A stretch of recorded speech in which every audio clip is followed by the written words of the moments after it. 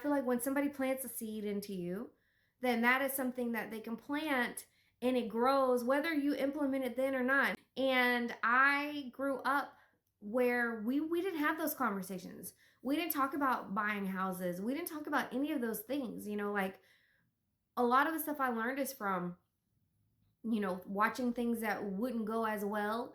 And I was like, okay, I got to make sure that I don't have to do this. And then also, my father was very good about educating us financially, by making us read these books, and telling us, because basically, do as I say, not as I do. You know what I mean? And we didn't have the conversations about owning houses, owning properties. And so I feel like if I didn't, there are a lot of people that did not either. And I feel like, why not? Why can't we?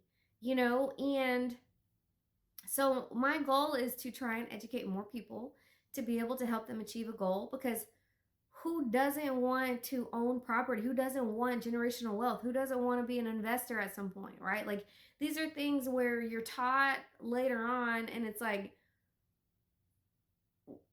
I never even thought about it, And I feel like when somebody plants a seed into you, then that is something that they can plant and it grows whether you implement it then or not. And I'll tell you, I remember the first time somebody asked, like, have you ever considered, making six figures? And I was like, what? I never even thought about that. It's like, have you ever thought about yourself as being a homeowner?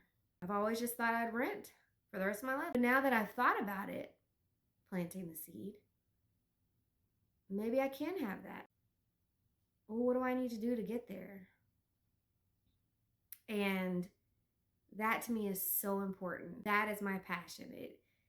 It's just something that I feel like if you desire it, if it's been in your head, that we can work to get there. It may take some sacrifice and planning, but if that is something you want, why not?